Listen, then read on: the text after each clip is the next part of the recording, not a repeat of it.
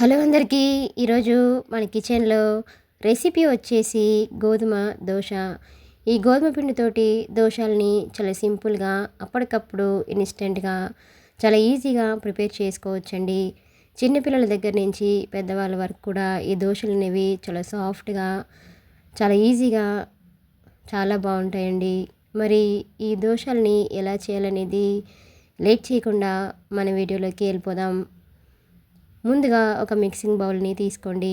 దానిలోకి 2 కప్పుల వరకు గోధుమ పిండిని వేసుకోండి. ఇప్పుడు దీనిలోకి వాటర్ని వేసుకొని మనకి దోసకి ఎలా అయితే బ్యాటర్ ప్రిపేర్ చేస్తామో అలా ఈ విధంగా దీనిని కూడా ప్రిపేర్ చేయండి. ఈ విధంగా కొంచెం కొంచెంగా వాటర్ వేసుకుంటూ దోస పిండిలాగా దీనిని కలపండి.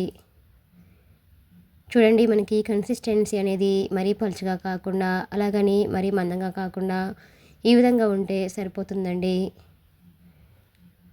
ఇప్పుడు దీనిలోకి మీ టేస్ట్ తగ్గట్టుగా సాల్ట్‌ని యాడ్ చేసుకోండి. అలాగే 1 స్పూన్ కారం వేసుకోండి. అలాగే హాఫ్ టీ స్పూన్ జీలకర్ర. దీనిలోకి 2 ఎగ్స్‌ని తీసుకొని ఇలా బ్రేక్ చేసుకొని వేసుకోండి. ఈ గోధుమ పిండి దోసలో ఇలా ఎగ్స్ వేయడం వల్ల టేస్ట్ అనేది చాలా బాగుంటుందండి. ఈ ఎగ్స్‌ని ఈ పిండిలో కలిసేటట్లుగా ఇలా ఒకసారి బాగా మిక్సింగ్ చేయండి.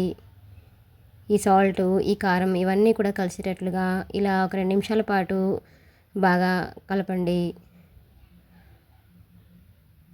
ఈ విధంగా పూర్తిగా కలిపేసుకున్నాక దీనిలోకి సన్నగా కట్ చేసి ఉంచిన ఆనియన్స్‌ని వేసుకోండి. ఆనియన్స్‌ని వీలైనంత సన్నగా కట్ చేసుకొని తీసుకోండి. ఇలా చేత్తోటి కొద్దిగా మెదిపినట్లుగా వేసుకోండి.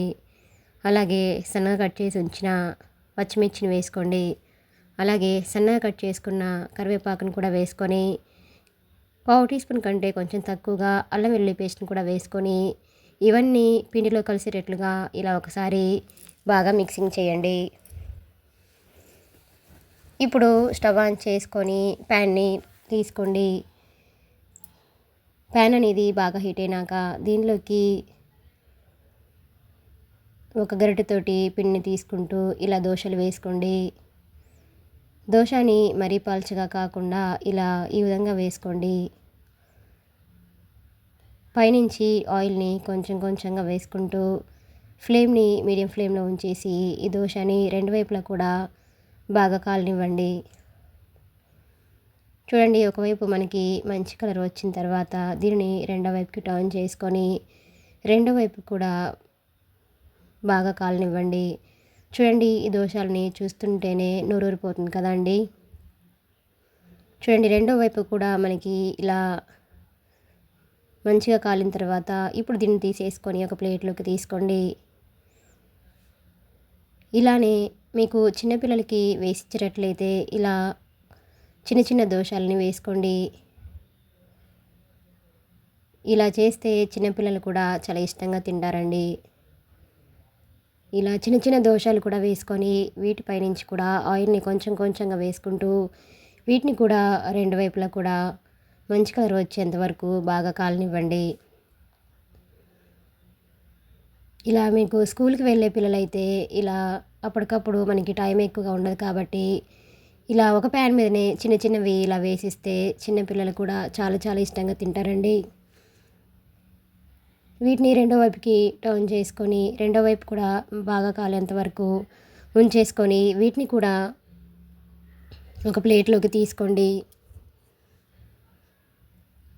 చూడండి, దోసలు అనేవి చాలా సాఫ్ట్గా ఏదైనా చట్నీతో కానివ్వండి లేదా డైరెక్ట్గా ఇలా తిన్నా కూడా ఈ గోధుమ దోసలు అనేవి చాలా చాలా బాగుంటాయండి. ఇలానే మిగతా పిండిని కూడా దోసలు వేసుకొని వీటిని కూడా రెండు వైపులా కూడా బాగా కాలనిచ్చేసుకొని తీసుకొని ఒక ప్లేట్లోకి తీసుకోండి. చూడండి, ఇలానే పిండి మొత్తాన్ని కూడా ఈ విధంగా వేసేసుకొని రెండు వైపులా కూడా బాగా కాలనిచ్చేసుకొని ఒక ప్లేట్లోకి సర్వ్ చేసుకోండి. అంతేనండి, ఎంతో టేస్టీగా ఎంతో ఈజీగా ఉండే గోధుమ పిండి దోస అనేది మనకి రెడీ అయిపోయినట్లే. ఇలా రెడీ అయిపోయిన ఈ దోసల్ని ఒక సర్వింగ్ ప్లేట్లోకి తీసుకొని ఉసిరికాయ చట్నీ కానివ్వండి, అలానే మ్యాంగో చట్నీ లేదైనా లేదా డైరెక్ట్గా ఇలా తిన్నా కూడా ఈ దోశలు అనేవి చాలా చాలా బాగుంటాయండి. మీకు కూడా ఈ రెసిపీ కనుక నచ్చినట్లయితే ఒక లైక్ చేయండి. అలానే లైక్ చేయకుండా మాత్రం ఉండకండి. Please subscribe my channel, like, share and comment. మరిన్ని మంచి మంచి రెసిపీస్ కోసం మన ఛానల్ని సబ్స్క్రైబ్ చేసుకోండి. అలానే ఈ రెసిపీని మీరు కూడా ట్రై చేసి మీకు కూడా ఎలా కుదిరిందనేది కామెంట్ సెక్షన్లో కామెంట్ చేయండి. Thanks for watching.